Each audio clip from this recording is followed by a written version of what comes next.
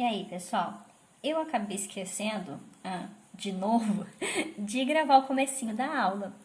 Então, eu vou mandar para vocês, eu vou resolver aqui para vocês o exercício que foi feito no comecinho da aula e o resto da gravação é o que foi feito, é o exercício que foi feito depois. Então, nessa aula nós fizemos resolução de 2 exercícios. Esse aqui, que é o exercício que está lá no Classroom, na aula 10, é o exercício 1 da aula 10 lá do Classroom. E ele fala o seguinte, eu tenho uma função S de n em n, que esse n aqui ele significa o conjunto dos números naturais. Então, ele vai dos naturais até os naturais. E a regra da minha função é essa. S de x é igual a x dividido por 2, se x é par, e x mais 1 dividido por 2, se x é ímpar. E ele quer saber qual das alternativas lá está certa. Bem, então as alternativas todas elas falam sobre se a função é sobrejetora, se ela é injetora, se ela é bijetora. Então, é isso que a gente quer descobrir. Essa função é sobrejetora? Essa função é injetora? Então, vamos ver. Primeira coisa, eu vou olhar o que é o conjunto dos números naturais. O conjunto dos números naturais, ele é o conjunto composto por esses elementos.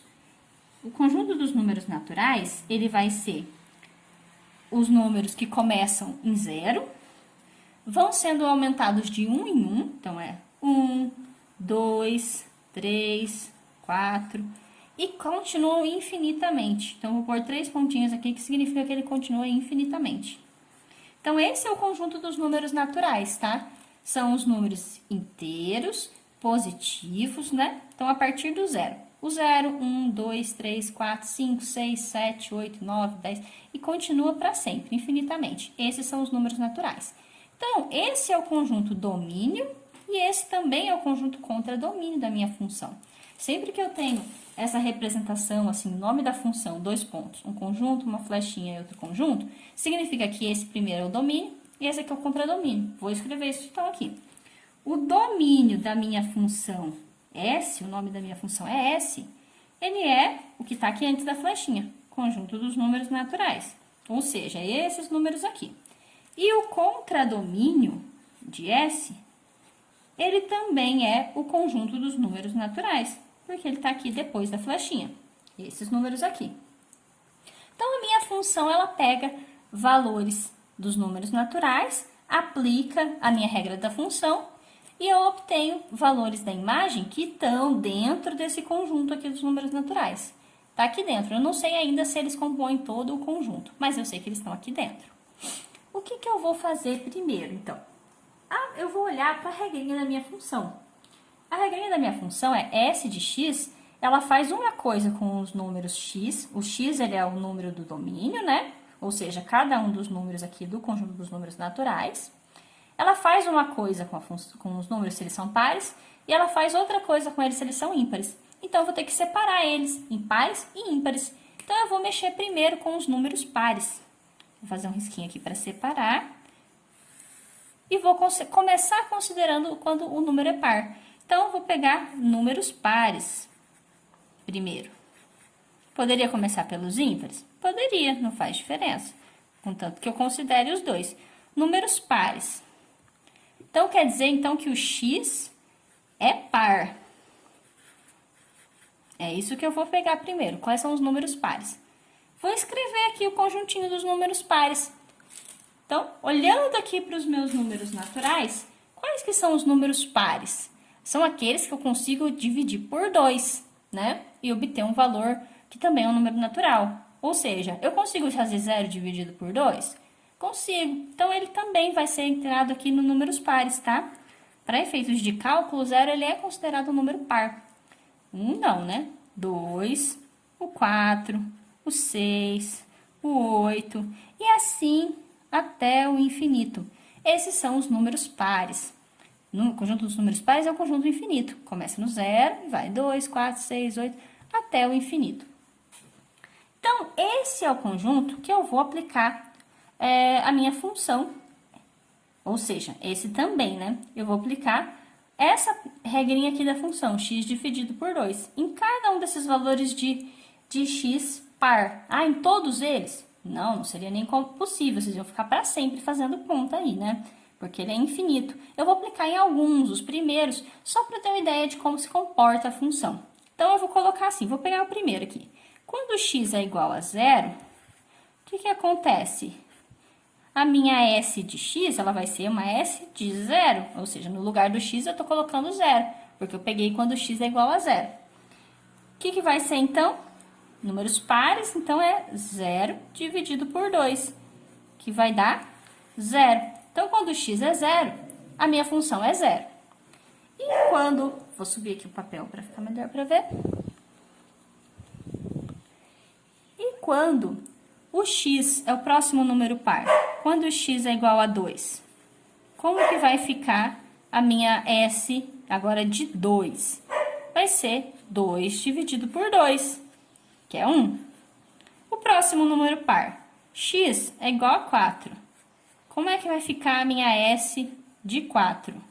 Vai ficar 4 dividido por 2, que vai dar 2. Então, olha só. Quando x é 0, a minha função é 0.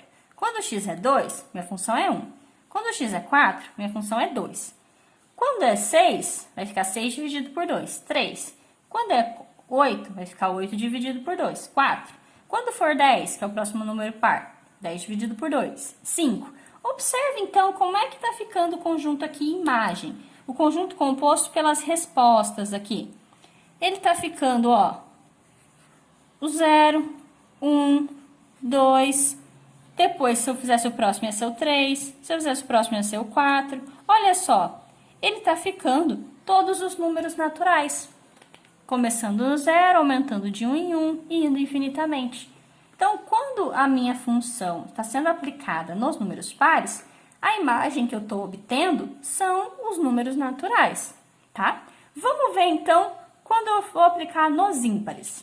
Então, eu vou fazer a mesma coisa, só que com os números ímpares. Vou pôr aqui a minha regrinha da função para não esquecer. Vou colocar aqui. Quando eu tenho os números ímpares. Números ímpares. X é ímpar. Qual que é o meu conjunto dos números ímpares? Vão ser o 1, o 3, o 5, o 7, o 9, e assim até o infinito também, né? Também é um conjunto infinito, tá? Quando eu junto os pares e os ímpares, eu tenho todos os naturais. Então, eu vou aplicar minha função, os valores ímpares. Quando x é igual a 1, como é que vai ficar a minha S de 1? Ah, agora não é mais 1 dividido por 2. Agora eu estou lidando com os números ímpares. Então, a regrinha é outra. É 1 mais 1 dividido por 2. Ou seja, x mais 1 dividido por 2. Então, vai ficar 1 mais 1 dividido por 2. 1 mais 1 dá 2, dividido por 2 dá 1. Vou aplicar no próximo. X é igual a 3. Como é que vai ficar a minha S de 3? Vai ficar 3 mais 1, que é igual a 2. 3 mais 1 é 4. Que é igual a 2, não, desculpa. 3 mais 1 dividido por 2. 3 mais 1 é 4. Dividido por 2 é 2. Vou subir o papel aqui.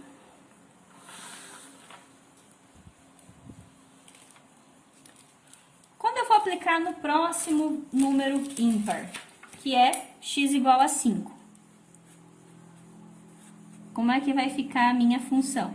Vai ficar uma S de 5, que é igual a 5 mais 1 dividido por 2.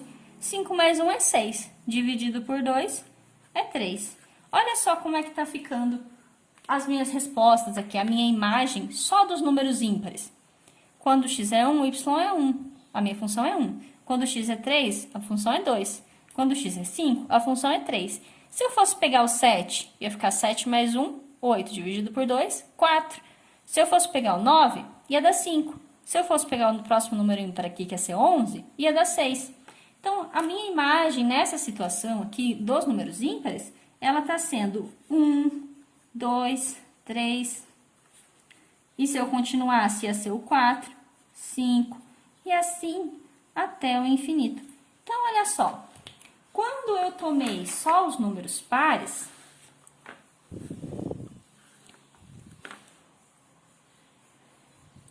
quando eu tomei só os números pares, esse foi o meu resultado, a imagem. Quando eu tomei os ímpares, essa foi a imagem. A imagem da função inteira vai ser a união desses dois conjuntos, dos pares, do resultado quando eu aplico a função nos pares, e do resultado quando eu aplico a função nos ímpares. Se eu fizer a união desses conjuntos, o que eu vou obter? Ó, aqui tem 1, 2, 3, 4, 5 e até o infinito. Aqui também tem 1, 2, 3, 4, 5 até o infinito. Então, todos os elementos que estão aqui também estão aqui. Então, quando eu fizer a união, eu vou ficar com um conjunto igual a esse, né? 0, 1, 2, 3, 4, 5.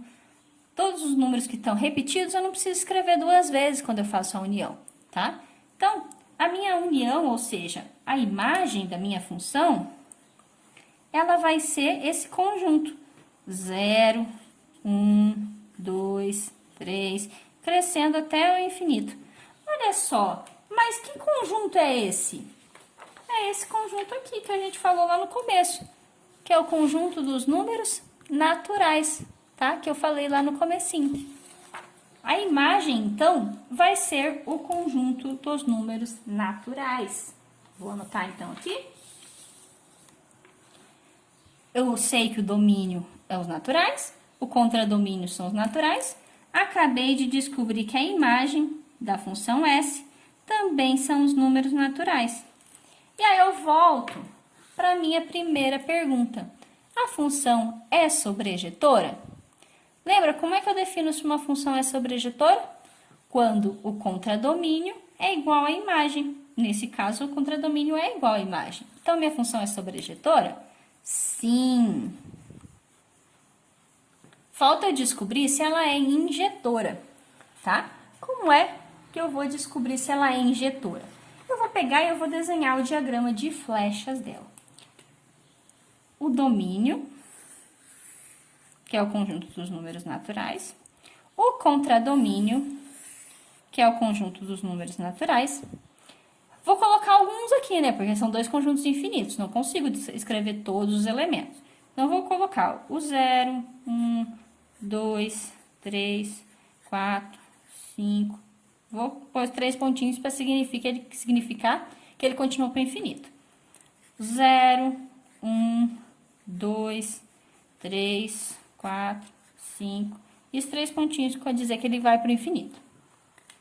Vamos olhar, então, para os resultados que a gente obteve quando aplicou a função. Quando eu apliquei, vou olhar então nos pares e nos ímpares, né? Quando eu apliquei a função no 0, deu 0. Quando eu apliquei a função no 1, ele era ímpar, deu 1 mais 1, 2 dividido por 2, né? Então, deu 1. Quando eu apliquei a função no 2, ele deu 2 dividido por 2, ele deu 1. Quando eu apliquei a função no 3, ele deu 2. Quando eu apliquei a função no 4, ele também deu 2. Quando eu apliquei a função no 5, ele deu 3. No 6, também deu 3. No 7, deu 4. No 8, também deu 4. No 9, deu 5. No 10, também deu 5. Então, olha só. Quando que uma função ela é injetora? Quando cada elemento que recebe flecha daqui está recebendo uma flecha só. Mais o 1 está recebendo 2, o 2 está recebendo 2. Depois do 1, todos os elementos vão receber 2 flechas. Então, ela não é uma função injetora, tá? Porque está chegando mais de uma flecha aqui no mesmo elemento. Então, ela é injetora? Não. Então, a resposta desse exercício vai ser a alternativa que fala que ela é sobrejetora, mas não é injetora, tá? Junto com esse vídeo, eu vou mandar uma foto dessas duas folhas que eu utilizei, com tudo escrito certinho para ser copiado no caderno.